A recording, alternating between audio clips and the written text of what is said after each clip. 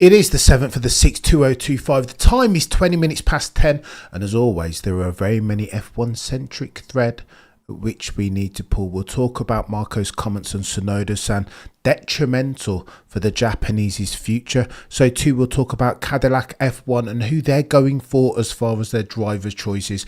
We'll talk about Lewis Hamilton. People now talking all sorts of different things. Crofty saying that he's good. He'll be here till next year. Well, that's not the point. David Croft, I would contend. So too, we'll talk about Schumacher, Rosberg and Christian Horner, the three-way that gets more techie than techie things. And in closing, we'll talk about the prospects of Christian Horner seeing it out through to 2026 as none other than the team principal of the Bulls that are red. It's going to get techier than techie things here, chat. I'm telling you. 40 the humanity settings over the next 40 minutes or less.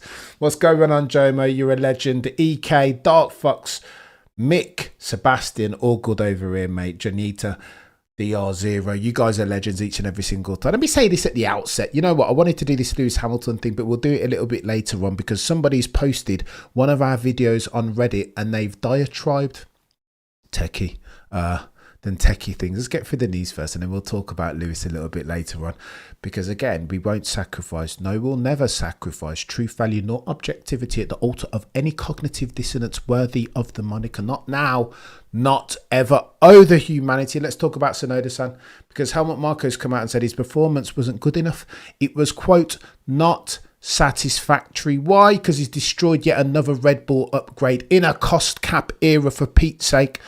I think at this juncture that Tsunoda-san might be in the top three as far as the Destructors Championship, right? And Red Bull cannot afford that in a fight for their lives. Christian Horner, again, his tenure looks more shaky. So what he can't afford to do is have another appointment fail. Lest we forget, in the first instance, it was Perez, and then it was Danny Rick potentially, and then it was Liam Lawson. So they have failed in perpetuity of late. They've failed as a team more than they've succeeded. And again, take out the jewel in the crown that is one Maximilian Verstappen, for some say soon to be 5-time champion. Take him out of the equation and then it's L's across the board. It's going to get techie for Christian Horner. I just had a thought.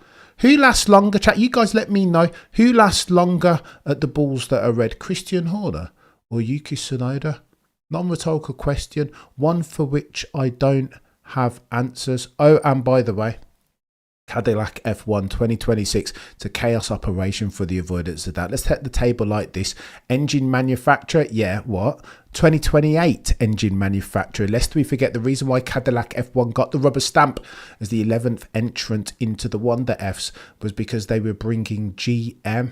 That's marquee, that's brand, that's marketing behemoth settings, especially if you want to continue to grow the sport in growth markets like North America, bringing additional attention dollars. Of course, it makes sense. And Cadillac F1, well, there's the other side to that coin. That 2028 is when they're going to start to bring their own engine. Between now and then, they'll be loaning the Ferrari engine. What?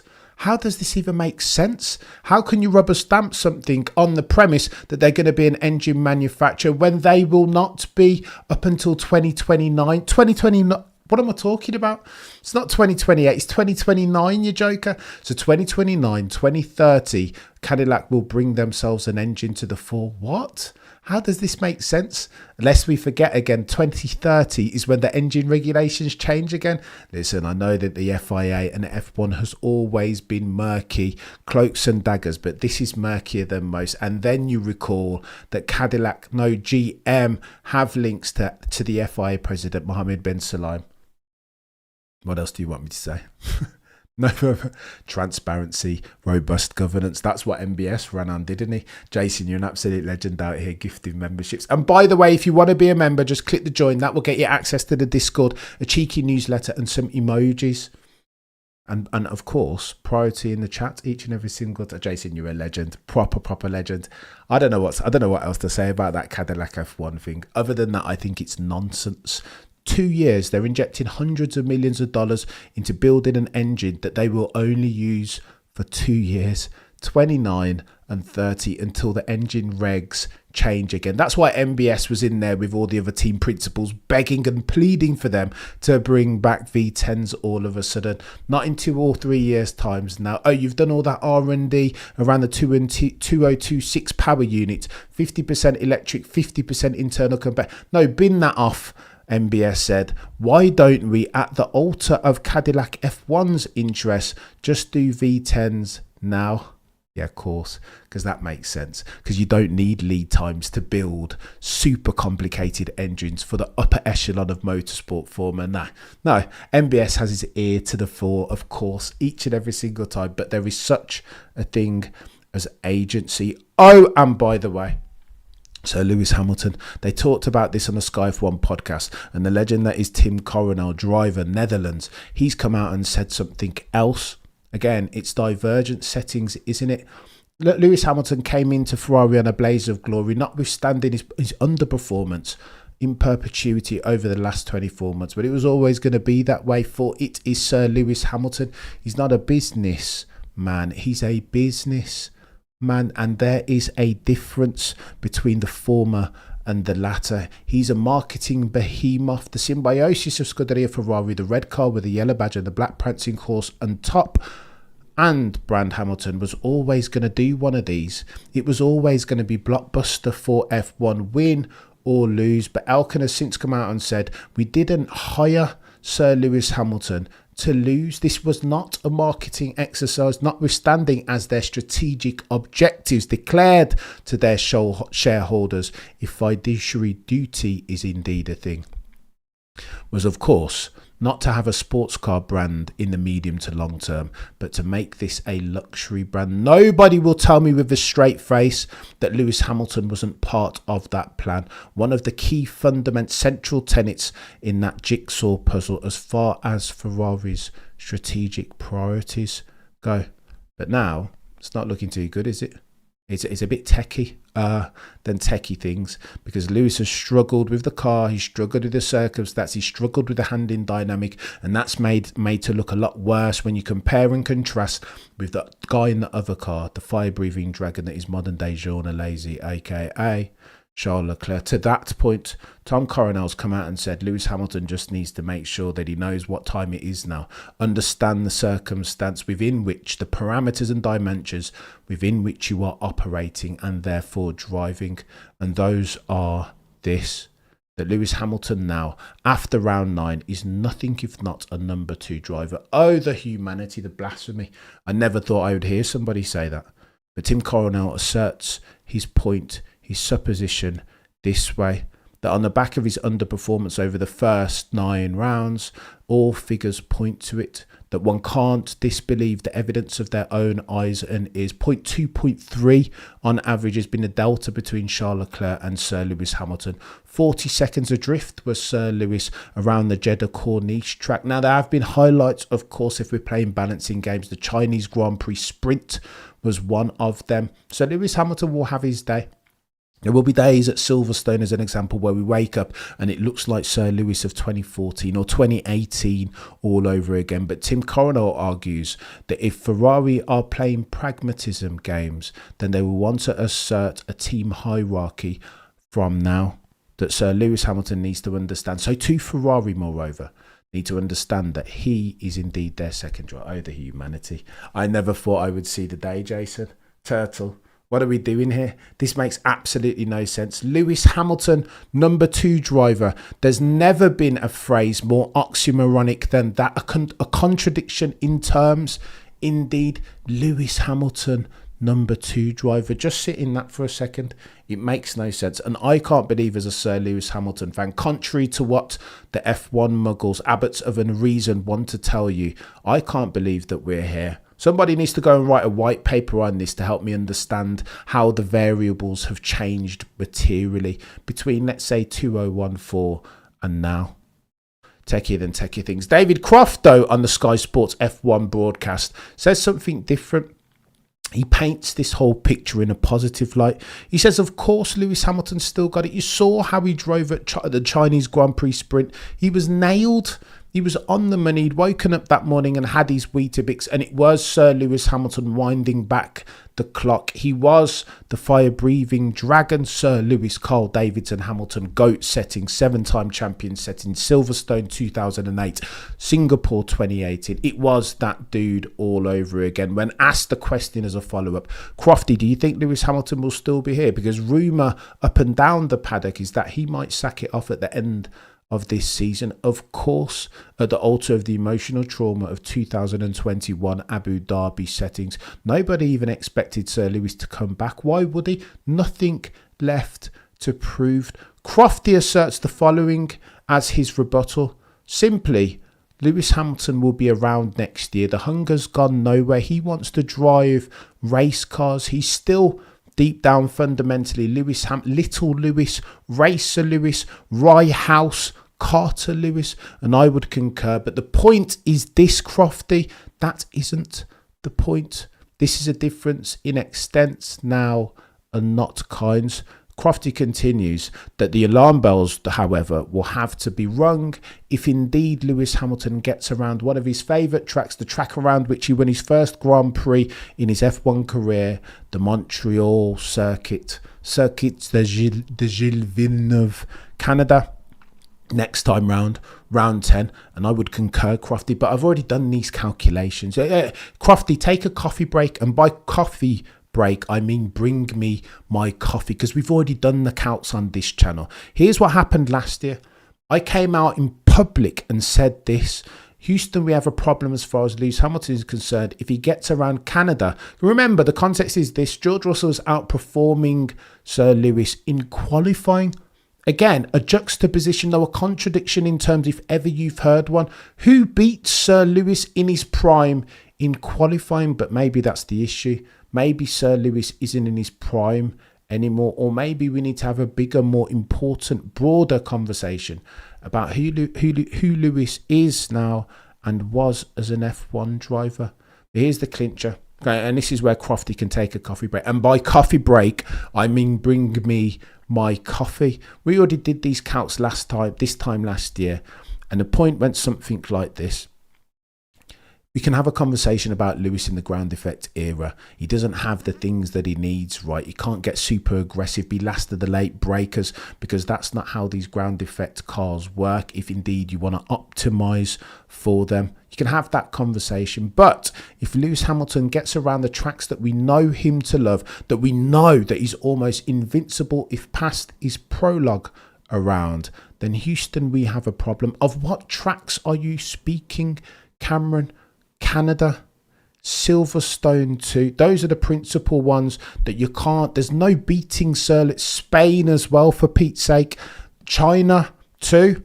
Lewis Hamilton is God tier, has always been God tier around those. And so the supposition this time last year went something like this: George is good, we all know George to be quick, but Houston, we have a problem as far as Sir Lewis Hamilton is concerned. If George can beat him in qualifying around Canada and Silverstone, you tell me what happened, chat. You tell me what happened. Because again, I'm backing with my life Sir Lewis around a Silverstone and Canada. Those are tracks that just suit his characteristic, the way he likes to drive a car. And what happened last year? I'll tell you what happened. Lewis Hamilton at Canada was on for a lap quicker than George Russell. But again, the problem was that he failed to manage his tyres, the tyre wear, around the course, over the course of a single hot lap. Sector 3, going through the wall of champions, turn 13, turn 14, massive snap oversteer moment, and again that ruined his lap. So again, George was quicker than Sir Lewis around Canada. What the fudge? Make this make sense and tell me with a straight face that something hasn't changed as far as Sir Lewis. And then tell me what happened at Silverstone. If I recall correctly, King George Russell outqualified Sir Lewis there too. Full stop, new paragraph. Something's changed, because what I know, if I'm not an F1 muggles, not an abbot of unreason, if I recall correctly, Sir Lewis is practically invincible around Canada and Silverstone. Right off the other 22 tracks, whatever. Saudi Arabia he doesn't like. It's too quick. If he doesn't have the stability at the rear, then he's going to show. It's not Silverstone though, and not Canada. So Crofty, I think you're a day late and $1 short with this supposition. So 12 months late, because we did the calculation already. And sadly, there were mistakes in Sector 3 around Canada and similar thing around Silverstone, which for Sir Lewis is chaos. But I digress. Let's talk about some Schumacher, because it's getting techier than techie things over at Red Bull.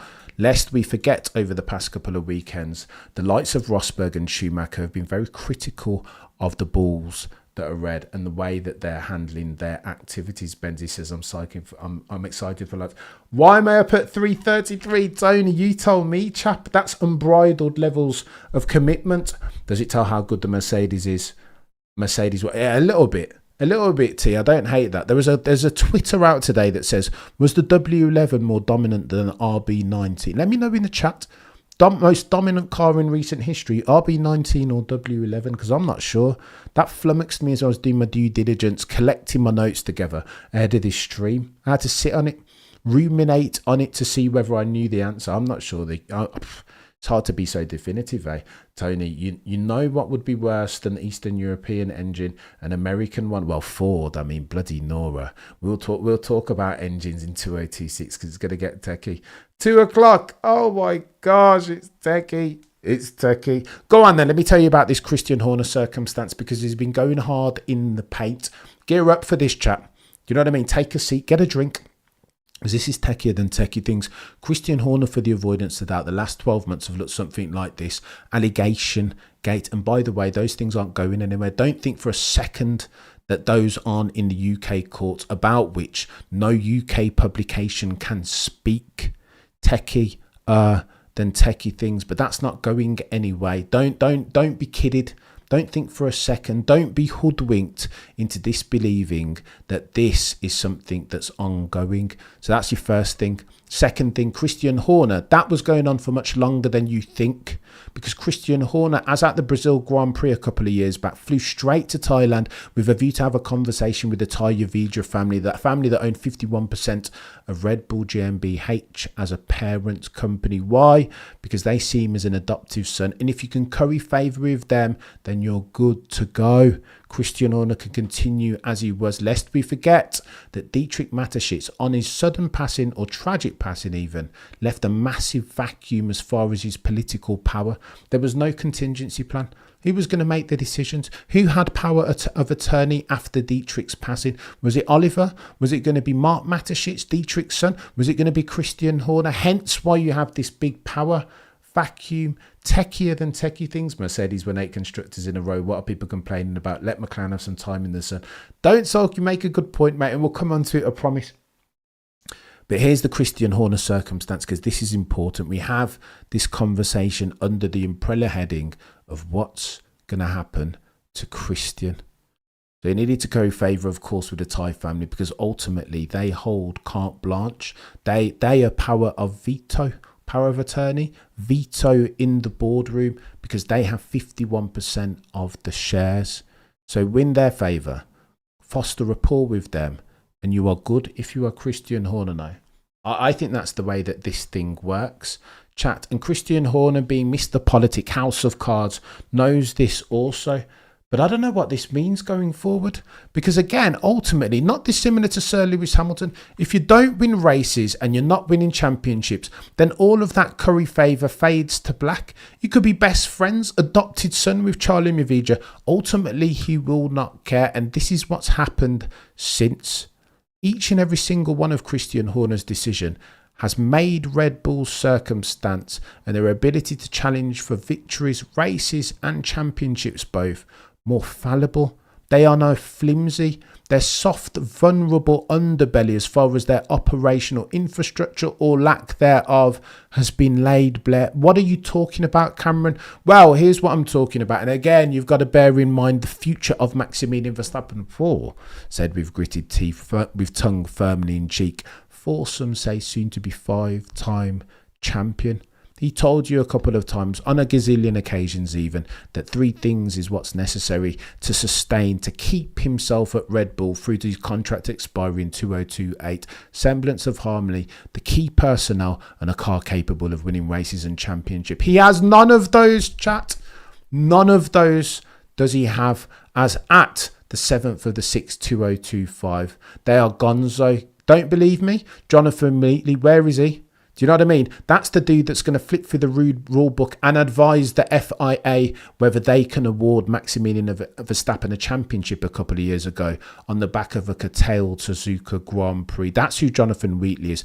Mr. Photographic Memory, the guy who kept the team intact, ticking seamlessly, smoothly, frictionless was their operation under the helm, under the stewardship of the legend that is Jonathan Wheatley. What's happened to that? They can't even change their bloody automated red lights in the pits.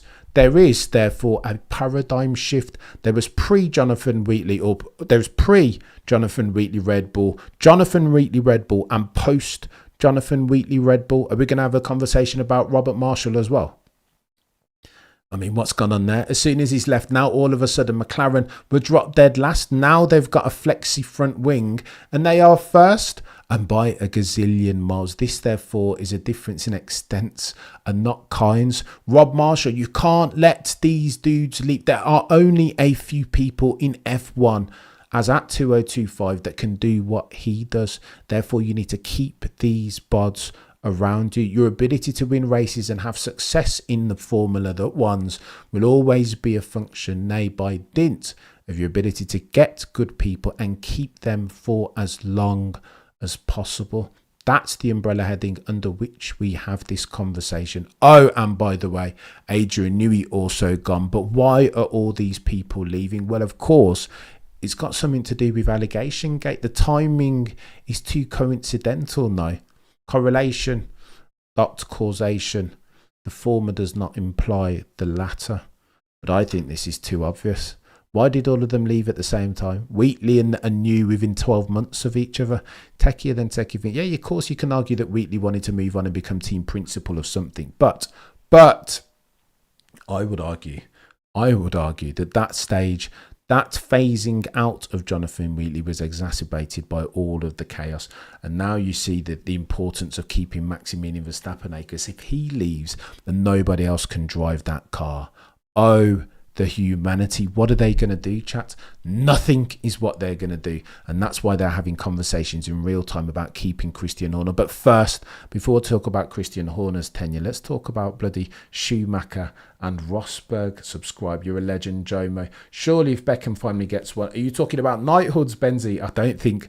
I mean, Christian Horner's actions or inaction over the past 12, 24 months means that I think he might be out of knighthood contention. Do you know what I mean? At least for another 20 years until he cleans up his act, allegedly.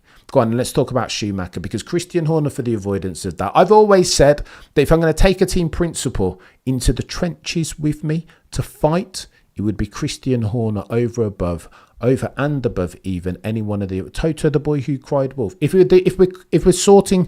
looking to pitch a business deal, bring Toto in the boardroom with me. But if we're looking to win races and therefore championships, Christian Horner each and every single time. Now, I hear you might argue that the two are conflated, that you can't race without financial resource. And I get that. But again, ultimately, if we're getting things over the line, there is no one in F1 as far as team principledom like Christian Horner as far as getting it done ability. But with that said, it's getting techier. One of his biggest strengths, I would contend, is his ability to manage for different stakeholders across different verticals. So in this instance, you will recall Christian Horner's the only team principal to hold a dinner for UK journalists. Way to foster rapport, sir. Way to curry favour. That's why the Sky F1 bods never want to talk badly about Christian Horner, because they want to attend the bloody dinner that happens. And so too, it wouldn't be the worst thing if you're jet setting around the world, if you're a Sky Sports internationally syndicated broadcast, to be able to have a cheeky lunch in the hospitality that is Red Bull, as an example. I just put that out there as a supposition. But here's what's going on. You will have heard Nico Rosberg and Ralf Schumacher say some things over the past couple of race weekends, talk very critically about Maximilian Verstappen.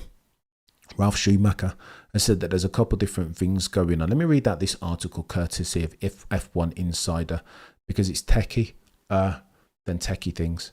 Here's what F1 insiders say, that Schumacher and Rosberg are in the sights of team bosses' nerves are on the edge. The two former German F1 stars have attracted the displeasure of Christian Horner and Andrea Stella. In the first instance, F1 insider writes, the Briton Christian Horner has long been annoyed by the 6-time GP winners Ralf Schumacher's razor-sharp analyses on Sky Germany. Schumacher has repeatedly argued Horner's behaviour within the team is linked to his loss of performance on the racetrack. According to Schumacher, the departures of design guru Adrian Newey, not to mention Jonathan Wheatley, not to mention Rob Marshall, have contributed somehow to the team's demise and loss of lap time on track. And those departures, says Ralf Schumacher, were a direct result of disagreements with team boss Christian Horner. The Briton therefore intervened, fortunately unsuccessfully, with Sky Deutschland's parent company, Sky England, with a view to have them sack Ralf Schumacher. He's had enough. This is 1984 now, do you know what I mean? He's looking to control the narrative because, of course, there is lap time in that. Last week, continues the F1 insider, in Barcelona, another scandal erupted as Schumacher had humorously and not seriously suggested that the superdriver Max Verstappen might be intentionally, deliberately giving away points with a view to enact a clause in his Red Bull contract that would allow him to leave before his contract expiration in 2028. Bild picked up on this statement and confronted Horner. Horner promptly provided the headline, I haven't heard, quote, this is Horner talking now, I haven't heard anything so stupid in a long, long time. Ralf Schumacher intervened and rebutted the statement from Bild, saying, dear Bild, maybe you should really listen before spreading nonsense. F1 insiders, however, and here's where it gets techier than techie things, F1 insiders with a lowercase I, however, know that Schumacher is right, that the mood at the Bulls that are red is at its lowest, mainly because of Christian Horner. On top of that, Red Bull curtailed his powers here. Listen keenly, chat. Red Bull have curtailed his powers. The Briton no longer has the power of attorney when it comes to important decisions. Oh, the humanity. This is news to me. I did not know. I still thought, as at June 2025, that Christian Horner was operating in a vacuum, independent of the guys and girls at Austria. Mention no names. Oliver Mintzlaff, so too Mark Mateschitz. And the Yavidra family, no. He needs approval. He needs for them to rubber stamp his stuff now, lest we forget that Christian Horner was the one who tried to leverage British financiers with a view to spin off Red Bull Racing Technologies, separate from Oliver Mintzlaff and Mark Mateschitz. F1 Insider writes, Christian Horner now has to get every decision approved by corporate headquarters, Red Bull GmbH, Oliver Mintzlaff and Mark Mateschitz, in contrast with the controversial contract extension with Sergio Checo Perez 2 years ago. Then he was still able to make his own decisions, work in a way that was autonomous. Oh, the humanity. Tell me what you think of this chat. Is Christian Horner's days numbers? Are they numbered? I don't know. Can he operate? Can he even work like this? Is Christian Horner that type of guy? This article continues. One thing is for certain, Schumacher refuses to be pressured and will continue to express his opinion. In his latest Sky podcast, he launched into another barb at Horner when the theory was spread that Verstappen's teammate Yuki Tsunoda would no longer be at Red Bull in 2026. Ralf Schumacher, if he continued to drive much slower than Verstappen, Schumacher simply commented smugly, then maybe he has something in common with Christian Horner. The insinuation being that Christian Horner won't be there at the Bulls that are red, at least as team principal, as at 2026. Oh, the humanity. At F1 Insider, capital uppercase I, the brother of the German sports icon, gets even more specific. The truth is, says Ralf Schumacher, quote, it's not just important employees who left Red Bull because of Horner. There are also talented technicians now who don't want to join Red Bull in future as long as Christian Horner is in charge there. Max Verstappen should also think about that when it comes to his future. Oh, the humanity.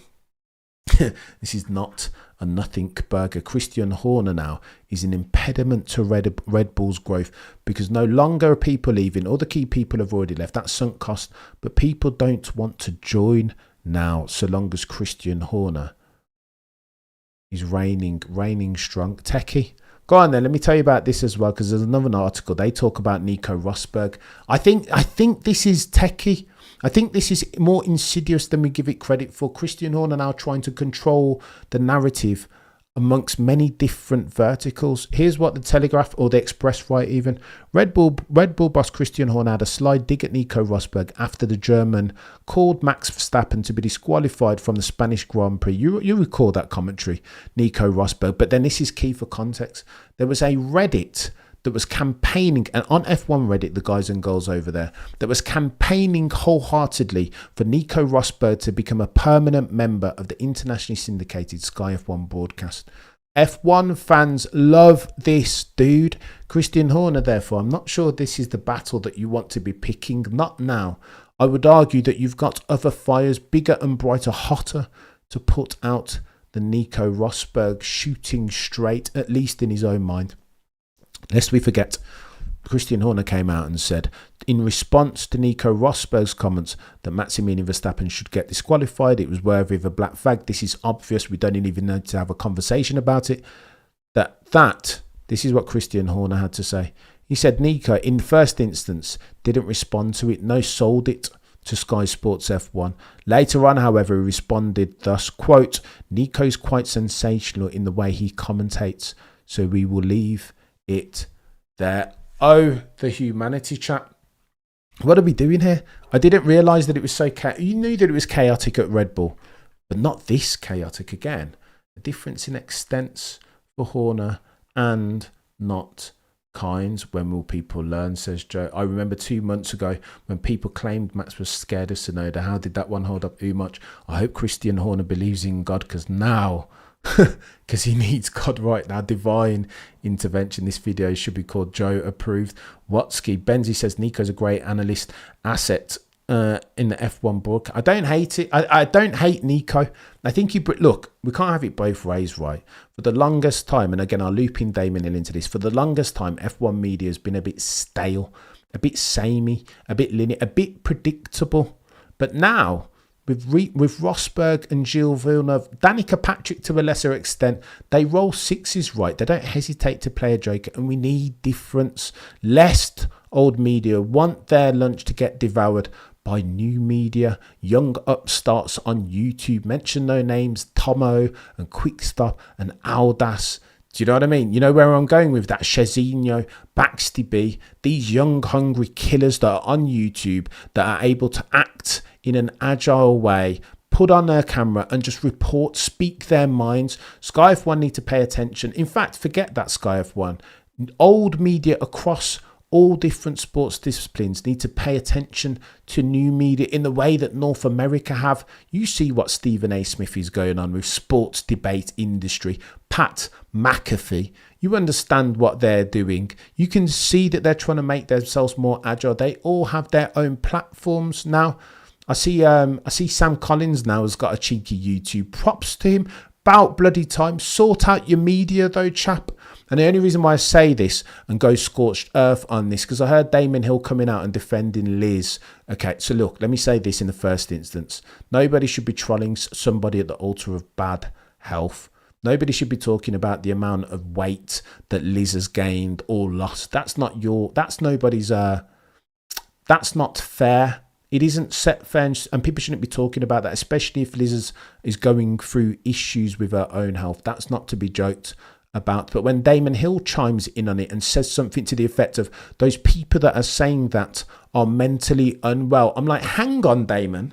Like, what's going on here?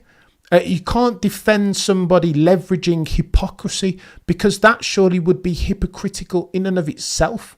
Here's the issue with old world media. For the longest time, it's been you stay over there and watch us within that remit, right? Under those parameters, you over there, us over here. It has been us and them as far as old world media. We are the privileged ones.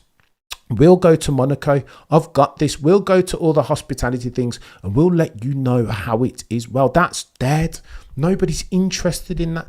Bring the new media in, bring fans into the circumstance, because again, Martin Brundle was the one who said once upon a time that there is no F1 without paying fans. So bring them up, stop keeping us at arm's length.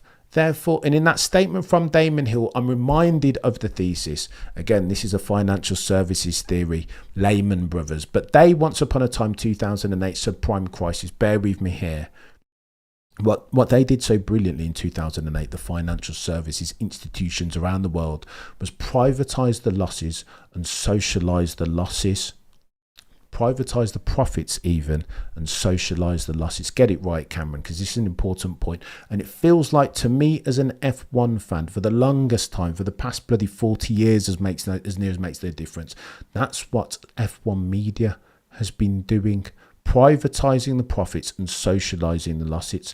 And that's what it reminds me of when Damon says those who are criticising Lids, who are absolutely out of order, are quote, mentally unwell. Get with the programme, Damon Hill. Stop doing the us and them thing. It's not good enough. And in 2025, it's like you seen Drive to Survive. There is an opportunity here, a big gap, a big black gaping hole that wants filling. It will get filled over the next 5 to 10 years, I promise you. But in order to do that, the internationally syndicated Sky F1 broadcast need to stop doing. In fact, all of them need to stop doing you over there and us over here. I'm reminded of that with Damon Hill's bloody verbiage. The tone of it, of course, in substance is right. How very dare you, bloody AB Liz, because of how she looks on camera, especially since she's going through something. But how very dare you, Damon Hill, talk about mentally unwell trolls. Like, change your language, sir. The signifiers are all over the shop, mate. I needed to get that off my chest because I don't like that. Let's get back to the point. I can't stand Sky. British bias, just a tad. But you say British bias. Did you watch the video yesterday when it's Chris Harris? All of those guys are Brits as well. But they can speak quite clearly and honestly about Max Verstappen. Danica will start to look like, oh my gosh. Crofty's face when he was talking about the Max incident in his podcast made me throw up. But I had a grumpy smile, earlobe to earlobe. It's techie with Crofty.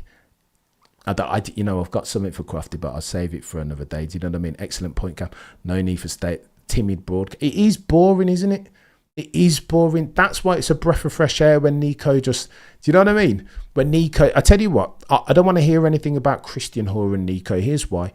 When he got trackside and was talking about Max Verstappen, his brilliance as far as his inputs, throttle and steering both. Like, flipping Nora. I mean, that's what we need. There's no other bod on Sky Sports F1 that can do that, not named Martin Brundle. That's the level at which Nico Rosberg is operating, and that's why we need him on the broadcast. That's why there is an F1 Reddit thread dedicated, campaigning to have Nico Rosberg on as a permanent staff member. Give that dude a check and allow him to write his own number. Let me get back to this Christian Horner thing because I think it's important. That's why when Nico starts talking, you've kind of got to, even if you disagree with him, you've got to take him serious.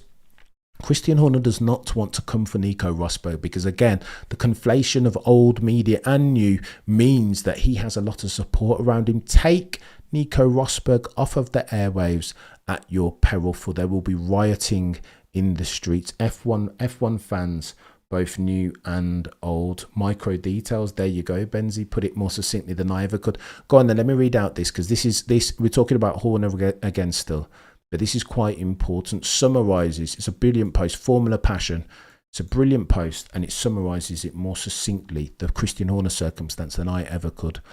Red Bull Yavija interview. So Charlie Yavija is the 51% owner of Red Bull GmbH, the energy drinks company, lest we forget, a separate entity from Red Bull Racing Technologies. They are the parent member. Red Bull Racing are the child member entity. The Yavida family, who own the lot 51%, have all of the voting rights and so power of veto. They've intervened as far as Christian Horner's power. Lest we forget, again, per the aforementioned article, that Christian Horner hitherto has been operating in a vacuum. Checo Perez, 2-year contract. Yeah, go for it, mate. Courtesy of Christian Horner. The drinks are on him. Well, how did that work out, Christian? Do you know what I mean? This is low-level decision-making, sir. I know why they gave him that contract, with a view to facilitate some form of long-term stability. But how did that work out? He was not Checo Perez, formerly known as the Mexican Minister of Defense, the man for the job. How did Nick de Vries work out? Do you know what I mean? Techie keeps on putting these people in the second seat that aren't fit for purpose.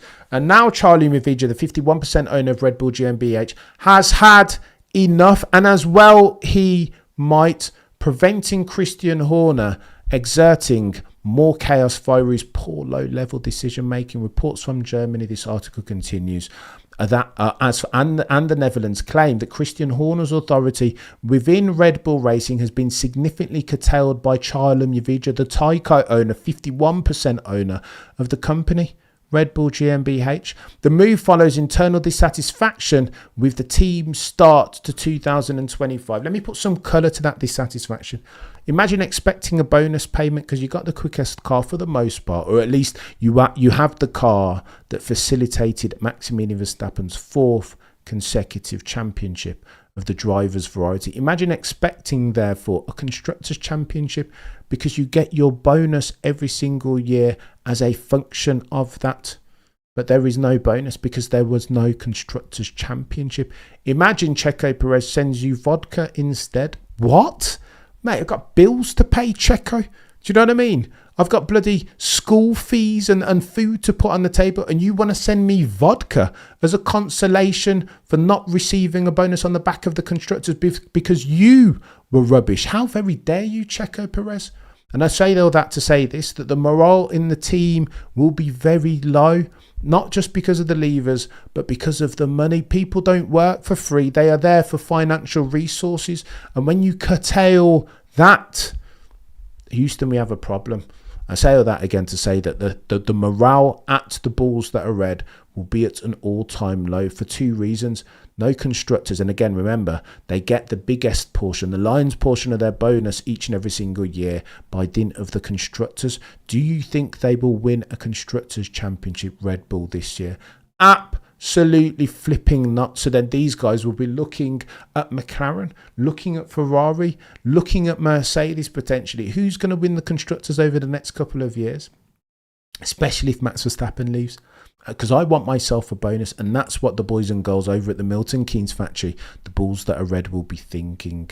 They aren't working for free. This isn't not for profit. They will want themselves that bonus that these dodgy second drivers keep sacrificing for them. Techier than techie things. This article says, according to F1 Insider journalist Ralf Back, Red Bull's atmosphere is at all-time lows, and Horner has been stripped of key decision-making powers, now requiring approval from Red Bull headquarters for major actions. And when I say Red Bull headquarters, I'm talking about Salzburg, Austria, Mintzlaff, Mateschitz. Shortly after GP block, so again, we're doing one of these. I need to bloody cite this Twitter because it's God's here. Formula Passion is the citation, the reference, but this bloody Twitter is not a bad summary. Let me read it out and then I'll cite it. I'll leave a link in the description. Shortly after that, multiple sources, by the way, and this is when you need to start trusting veracity and truth value, when multiple sources, more than 2, are saying the same thing. Shortly after that, GP Blog reported that Horner's role is in jeopardy, with Yavija long-standing support reportedly having been eroded. Why? At the altar of underperformance over the past 24 months. Exactly the same thing. The parallels, as different as they are personalities, the parallels between the circumstance in which Christian finds himself and Lewis finds himself are loud as fudge. Shortly after, continues this tweet, GP Blog reported that Horner's role is in jeopardy, with Yavija long-standing support reportedly eroded. The Thai executive has demanded results and imposed limits on Horner's autonomy. Quote, Christian Horner seems to be preparing for a forced farewell from the role of Red Bull team principal. Now that his powers have been drastically reduced, for Charlie Mavija, it's just too much. The Thai co-owner has supported him unconditionally for a long time, but now the patience is over. Mavija has asked Horner for results. Otherwise, his time at Red Bull will end soon. The report claims Horner can no longer sign driver contracts. Bloody, it's chaos. A right now reportedly held solely by Helmut Marko and Oliver Mintzlaff. This change allegedly follows the Checo Perez deal, which cost Red Bull a reported 18 million euros to sever and was considered ostensibly a failure. Well, of course it was. The turbulence has also reportedly deterred some engineers from joining the team, citing Horner's influence as a reason for declining roles. Look, let me tell you, this was around third base. Your ability to win races and therefore championships in Formula One, the upper echelon of motorsport, where fine margins count, a story told in tense, will always be a function of your ability to get and keep good people, the smartest minds. Red Bull over the last 24 months have been exactly the antithesis to that. There has been a deluge, a plethora of God-tier F1 minds who have left that team. Mention no names: Rob Marshall, Dan Fallows, Adrian Newey, and most recently, Jonathan Wheatley. They are all gonzo, and there are no replace, particularly Marshall, Newey and Wheatley. There are no replacing them. They're MVPs of the F1 game. Christian might be out. Toto, Benza, he might well be out. It's techie. Fix your freaking hobby there. A reference to Toto again on Netflix's Drive to Survive. I joked that MBS would be involved. Mate, EK, Lewis will dominate F1 Academy. How very day. Did Cam get another cut? Is that why he's looking with it? No, Vincent, I tell you what's happened here. Your boy's gone super bold, but it's not very gamey. I'm too self-deprecating. I don't care about the hair. It doesn't look fantastic underneath here. I will show you guys in the next couple of weeks. But it's not the hair that I'm paranoid about. There are other things going on here that you desperately don't want to see. Lol, joke, it's kind of true. I'm telling you, it's you can hardly blame Checo. Go on then, Steve. You can hardly blame Checo for Red Bull workers' lack of bonuses when they made a car for him that only Max could drive. Steve, you made the point, chap. You do. It's a really, really good point, Steve. You've held my feet quite correctly to the fire. But my rebuttal would look something like this. Surely Checo should have adapted right earlier. I understand that Checo went to Rob Wilson even for a couple of sessions at Silverstone in a road car. I get it, with a view to refine his technique, but he should have been there every weekend for the past 24 months. Checo towards the end, the dying embers of his career at Red Bull, just seemed like a dude that was full of delusion, that he was averting his gaze from his material underperformance versus forecast. He was nowhere near where he should have been. Okay, so build two different guys. But they've to that, Steve. Stephen, this is interesting. Stephen, I read an article recently where they were talking about Pierre Vacher, and he said to Max Verstappen that we're not going to build an RB21 car that's easier to drive. We will, as per the Adrian Newey thesis, build the quickest car. And if you can drive it, then you can drive it. For the avoidance of doubt, as far as F1's concerned, the quickest car will always be a bit twitchy. If past his prologue, 1994 Benetton, Michael Schumacher, Johnny Herbert told you then that Michael Schumacher had an uncanny ability to preempt any snap oversteer moments. That's why they could keep dialing it in and so keep increasing the pace of the car in absolute terms. With that, of course, it's more techie. It's techier than techie things to drive. But Schumacher was the only one in that team then who could drive it. Fast forward to 2023. The RB20, RB21, RB19 are all very difficult to drive, but Max can drive them. Pierre Vacher, Adrian Newey, the God tier ones, the God tier racing minds, aero guys and mechanics won't make any apology for that. And I don't think they should. They should build the fastest car. What, you want them to take speed out of the car just so Checo Perez can drive it? As if the constructors is the apex predator silverware. No, Stephen, I disagree. It's a good point. It is a good point, but no. I love the way Cameron forms sentences as a Yank. Vincent, why use one word when you can use 1,000, eh? I need to get better with that and make my points more succinctly. I do realise, but sometimes you'll indulge me just a little bit in my being overly verbose. Sometimes tequila. Imagine, Max. Jerome says, what we now see with Lewis is exactly what we have also been seeing last year and the year before even. George managed to beat it. Oh, Jerome, I can't. Sky F1 is merely a platform for Crofty's comic genius. Does he need to be more serious though, Stephen? Does Crofty need to be more serious? Because ultimately, Alex Jakes is going to take his lunch money, isn't he? Isn't that where we're going with this? Alex Jakes just look. Crofty once upon a time had some god tier calls, and through goes Hamilton. Mention no names. That will live long in the memory. But per James Allen, it's important that you understand that you have a responsibility, that you are the soundtrack to many of these god tier historic F1 moments. Mention no names. 2008, is that Glock? It is Glock. Oh my god, it's you get the picture. And I think Crofty, to be fair, Crofty's had a long tenure. He's been good for a long time. But again, on a long enough timeline, the survival rate is always 0, right? You've got to understand, to be fair, that Crofty does a hard job. I mean, to go to 24 Grand Prix. Okay, so he's missed a couple, but this is the fair. To play fair, to be fair to Crofty as far as my criticism, he's been around a long while, right? He's barely missed any Grand Prix for the last 200 gazillion years. Commitment, and you're gonna give him props for that. You wouldn't catch me doing that, flying around the world to 24. Some people would say it's a privilege, but I'm not doing that. I need to spend my family need to remember what I look like. So props to Crofty in that sense, but sometimes I don't know. On a long enough timeline, the survival rate's always 0. Subbing Alex Jakes, surely. Bring back Murray Walker. Bring back James. Can you imagine? Go on, let's talk about this hypothetically. Who are you having in the booth? So you need a play-by-play guy, a colour commentator, and potentially an analyst. Let's go a free man, free woman booth. Who are you going with? Let me know in the chat. Cam James was on Jomo. James Allen was dangerous. Here's what I do. Go on then. Peter wouldn't do it. I'm that friend of the channel, legend of F1, the goatiest to ever have goated. Peter wouldn't do it. But if you could, if we're playing hypothetical games, Peter in the pit, in fact, Peter and Ted in the pit lane potentially, or Peter on colour com. I don't know. It's techie. Go on then, let's go Alex Jakes. Alex Jakes is your play-by-play guy. Log that in. To be fair, I'd put James Allen back in there before I'd put Alex Jakes, but James doesn't want to do it either. Hypothetical games. James Allen on play-by-play. Who's your colour commentator? Do you pick? Okay, Rosberg, but you're going to play Rosberg over Brundle. I think Brundle's dialing out anyway, isn't he?